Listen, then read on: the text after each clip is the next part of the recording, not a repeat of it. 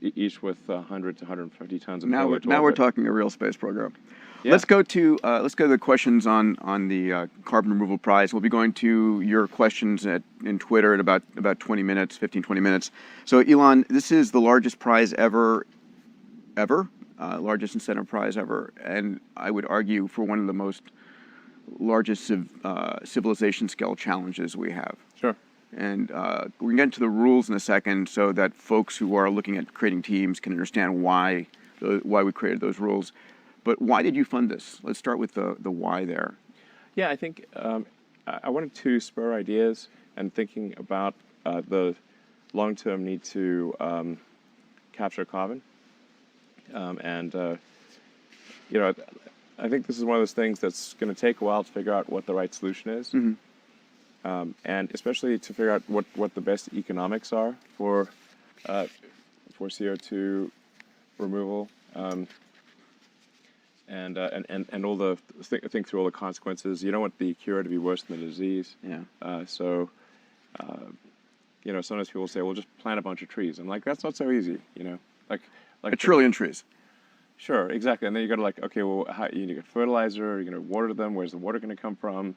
What habitat are you potentially destroying where the trees used to be? It's not just a no-brainer if just go plant a bunch of trees. But it's not to say that's not a good viable option. We should plant some trees. Yeah. I'm in favor of planting trees. It's just not a question of like, okay, you know, there are like vast sections of like the Sahara Desert or some large barren areas, very dry areas in the U.S. Where you could in theory plant a lot of trees, but you're going to need a lot of water. Yeah. And you're going to need you're going to have to cultivate them. It's not like they don't just throw some seeds on the ground. You know? We'll drop them from orbit. Yeah, and I mean, so just I think it'd be good to sort of kind of frame the debate and understand, okay, what things are really going to move the needle? How much are they going to move the needle? You know, if we're talking about getting tens or hundreds of billions of tons of carbon, in what form will that carbon be? Yeah. Will it be stable over time? And like I said, what is it going to cost humanity to do? However it's paid for, what is it going to cost? What's the thing that's going to be most affordable? Mm-hmm. I think there are a lot of open questions on this. There are. Let me chunk the rules for those listening, and you and your team, an amazing team, and Marcus Extravor and Xenia Tata and their team work really well together. So the first thing is that for a team to win this, and we'll talk about the prize amounts and so forth, they've got to actually build something that works and demonstrate something that can extract 1,000 tons per year, a kiloton of carbon per year as a demo scale model. Yeah, I think, by the way, we're very much open to adjusting the rules, to be clear to everyone, like meaning if things aren't working or for whatever reason, like we need to adjust rules, we'll adjust rules. The fundamental goal is to have spent 100 million, and actually ended up being probably like 120 million or whatever with costs of managing the prize and everything. So it'll be, at the end of the day, probably something like $120 million spent, and hopefully that's spent well and usefully, and that what comes out of it is something that matters to the future. So that's the goal, to be clear. And so if people have, ideas for adjusting the rules. We're going out as guidelines, and we're going to have, I think, till mid-May get public feedback, tell us if we missed something. Right. We will turn them from guidelines to rules once we get really feedback. And we've gone out to so many of the amazing climate scientists out there. Yeah. And it's, unless the rules need to be valid for the 4 years of this prize duration. Yeah, so we're super open to critical feedback. Don't hesitate to, yell and say, if hey, this is how it should be different in some way or whatever. The goal is just to let's have it be a useful exercise and have people have a good time trying to figure out this problem. I think it's sort of it's a fun problem to try to work on, we just want it to be useful at the end of the day, and have it not be sort of just an academic exercise or something that never amounts to anything. I think one of the things that you've said and I've said is, everything works on PowerPoint. Everything works in PowerPoint. That's exactly. You could have a PowerPoint presentation for a teleportation system to the Andromeda Galaxy, and even have a simulation of like, look, here we are, boom, you're in the according to the slide, you're now teleported to Andromeda. But it doesn't actually work. You know? So to win this prize, a team actually during the 4 years has to build something that can at minimum pull out 1,000 tons of carbon per year. Yeah. So that they can show us that. Do they have to? Do they have to pull out 1,000 tons, or just show that the rate it works? No, they have to pull out like a literal 1,000 tons. We weigh it. We're on a scale. And we're gonna like maybe we could calculate it to be 1,000 tons. Okay. But the rate at which they'll have to run it for a year to get 1,000 tons out. But they have to have maybe if they run it for a month, that's okay. Probably it's okay. Okay. All right. And I mean, if in a month.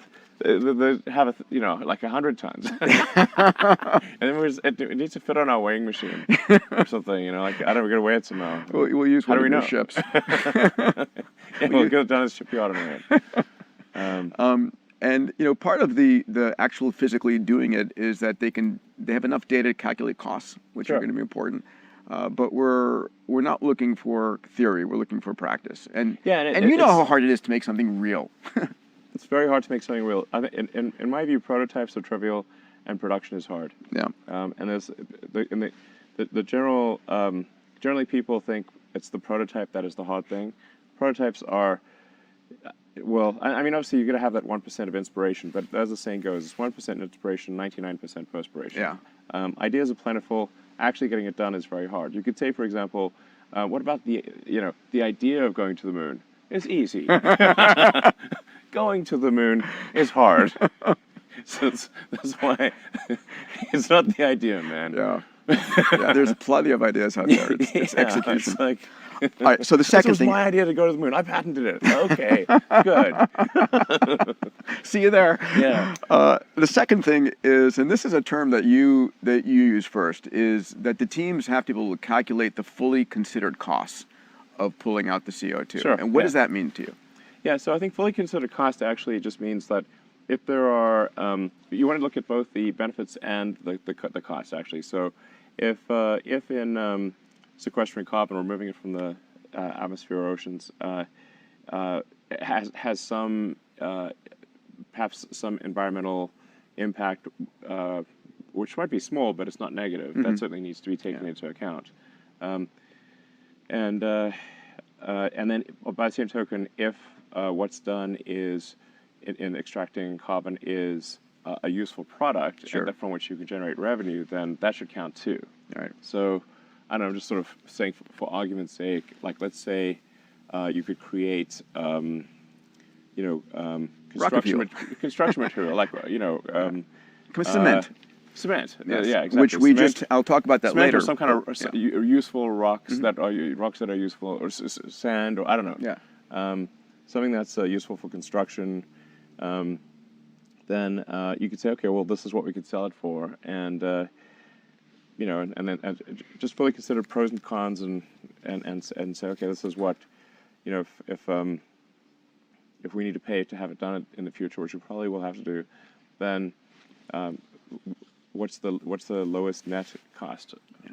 And to be clear, the working teams, what they do has to be net negative, right? It's not a break even. It's not pull out 1,000 tons and then emit 1,000 tons. In fact, one of the things we talked about. Absolutely.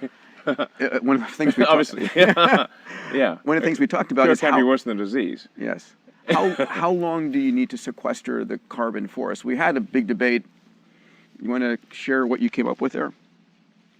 What the team came up with? The rate of carbon sequestering needs to far exceed the rate at which, say, it is perhaps potentially dissolving back into the atmosphere. Yeah.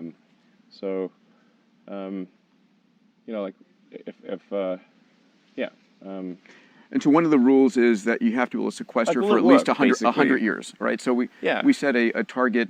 Doesn't have to be forever. Yeah. A year is not long enough. So we said you have to demonstrate that your methodology is going to contain the CO2 in some fashion for 100 years at least. Yeah, maybe there's a small amount that is lost. Maybe it's not perfect. I think we probably don't want to set it to, 100% for 100 years. But if it's like, I don't know, 90% for 100 years, that's probably okay. You know, so it just needs to be something that if we scaled it up, would it work? Yeah, and that's the third part. Obviously. That's the third part, Fast which common is sense test, really. yes, and the hardest thing is that the winning team has to prove to our judges that their approach can actually scale to a gigaton level. Otherwise, it's not going to be useful. Right. Exactly. It can't be niche. Yeah. It can't be inherently niche. And if anybody knows about scaling up, I think you do. Yeah, scaling is hard. Yeah. So, yeah, I don't know what the answer is here, really. But I think if a lot of smart people work on this, there could be some really creative solutions. Something generally useful for the world in that regard. Absolutely. Yeah, and I think just to be clear, like we're looking for pragmatic solutions. It doesn't need to be perfect. You know, but it's got to be something that just fundamentally, if we scaled it up, would it work? And that's it. So let's talk about the prizes that are up for grabs. First place is going to be 50 million. Yeah. Which is significant. Our hope is that it's going to attract enough cognitive surplus out there to focus in on this. Yeah. 30 million split between sort of a second, third, and fourth place prize. And one of the things that you and your team put forward is maybe it might be split into different categories, right? Different approaches. Yeah, I mean, we want to reward people who have done great work. Yeah. Fundamentally, I'm open to increasing the prize size too over time. So if it turns out like, hey, somebody really kicked ass, and somehow there's not a prize for them, I'll add some more to the prize. That's extraordinary. Yeah, absolutely. I don't want somebody to have like spent like, you know, massive blood, sweat, and tears, have done something useful, and then get nothing for it. That would be pretty bad. Yeah. So, but I think also, you know, somebody's going to probably get a company out of this, you know, because I think this will be a need long term, and you know, so, so this is kind of like, you can also think of it as like, you know, free venture money. Yeah. You know.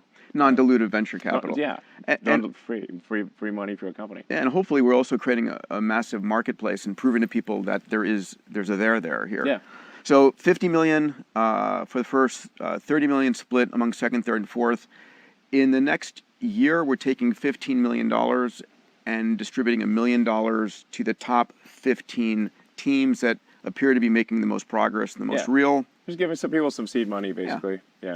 And then you've set aside $5 million for student teams. Yeah. Which is real important. You want to talk about student teams? I know you're passionate about that. Yeah. We've done a lot of student competitions, for example, Hyperloop. Just trying to you know, spur ideas in advanced transportation. And it's really just basically an electric car and a vacuum tube, to be precise. I mean, and we've had several of them, and you know, the last Hyperloop competition, I got like, I think, halfway to the speed of sound. So yeah, it's pretty impressive. And the thing was, you had to get to the fastest speed and then stop without crashing. Yeah. That's it's kind of exciting. It's like, is this thing gonna, you know, what speed is it gonna get up to? Are they gonna slam the brakes on in time, or is it gonna hit the crash barrier at the end? So it's pretty fun. And then we kind of got to, we put that on pause, and now we're doing tunneling competitions. Nice. Change that. Yeah, that technology has not changed that much in a century. No, honestly, I think we're gonna, you know, I mean, for, I don't know, 5 or 7 years, for a long time, I was like, people asked me, what opportunities do you see? I said tunneling, and they would think I was joking, but I think this is the way to solve traffic in congested cities. And almost every major city is congested. So, and with, as autonomy gets better and better, and you have robo-taxis and everything, the robo-taxis will be cheaper than a bus or subway, and people will want it, and it'll take you point to point, you know, even when it's like raining and snow, and it's, you know, so it's going to be better also, I think, for, you know, from a public health standpoint, like if there's another pandemic, and, you know, how do you get around, you know? It's like you know, it's just difficult to go in crowded spaces. So anyway, so I think tunnels are going to be really important in the future for relieving congestion in cities. So you know, I hope others start tunneling companies, and just improve tunneling technology. And that you can have like these warp tunnels just going all the way through this, you know, 3D, like multiple levels. And we're the first operational one in Vegas. That's it's going to go into operation, I think, in a few months. We could sit here and talk about macaque monkeys playing Pong as well on Neuralink. That was amazing. Yeah, that was wild. Awesome. Yeah, but I'm not going to go there. I'm going to focus still on our. I played mind Pong against the monkey. You did? Did it win? Yeah, no, but but it hadn't practiced as much yet, so now it might be able to beat me. Monkeys have very good agility. Yeah. They've got to catch the branch. They can swing through the trees, and we cannot. Not very well, yeah. So I think a monkey actually could play like a fast twitch video game really well. That's great. Maybe better than a human. You can sponsor a team.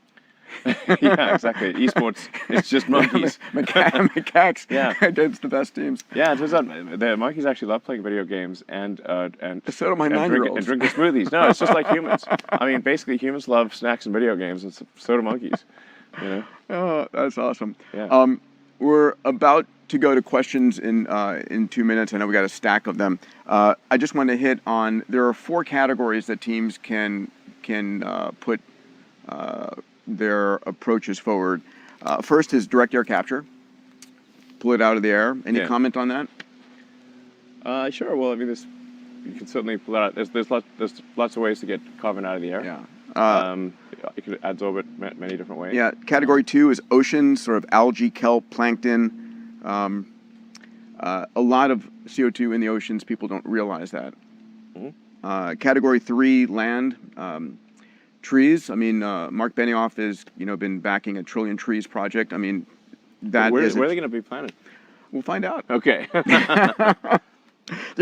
By the way, when people say that Earth is being overpopulated, this is not true. It's like, look out the window, and I know you and I have had this conversation that you're more worried about underpopulation of planet. Oh yeah. Earth is going to face a massive population collapse. Yeah. Over the next 20, 30 years. Massive. Yeah. And this is definitely, will civilization, the question of like, is civilization going to die with a bang or a whimper? This would definitely be dying with a whimper. Yeah, we need. The birth rate is very low. Yeah, it's been dropping, right? It used to be 5-6 children per family. Globally, it's like 2.4. Below, in the U.S., it's below replacement levels. I mean, in most of Europe, Russia, Japan, Korea, Singapore, it's well below replacement. But I would still say, when we spoke last about this, you're still a sort of abundance optimist that the world is getting better on many levels. Yeah, I think the world is generally getting better. I have some concerns about advanced AI, like that's a risk. If I say like existential risks, I'd say super advanced AI is one, and probably the second biggest risk after that is population collapse. Not asteroid impact. No, the population collapse. The thing about demographics and birth rate is you know what's going to happen in 20 years because you know the birth rate last year. Yeah. It takes like 20 years for a person to grow up. Yeah. So we know what the adult population is going to be 20 years from now because we know what kids were born last year. I think we have a serious issue with population collapse. That's far bigger than people realize. This the social networks and everything. The social support networks were not really set up for a high ratio of retirees to workers. So then. Well, thank God we got robots coming in. Yeah, the robots, exactly. We'll need those robots, but you don't want to have the youth effectively enslaved to take care of the elderly. Yeah. Which is what would kind of happen if you have an upside down demographic pyramid. Let's get to the questions. First of all, if you're interested in the guidelines or to register a team, go to XPRIZE.org. You can download the guidelines. Again, up until I think May 13th, we're looking for public comment. Please tell us what we could do to improve it. And then please register as a team so we can communicate with you if you're interested. Before we go to the questions, and you go to XPRIZE's Twitter account @XPRIZE to ask questions, let's go to a short video from Dr. Marcus Extravor. We call him Dr. X. He is the lead for us, an amazing, brilliant individual who leads our carbon and climate work. All right, let's see what Dr. Extravor has to say.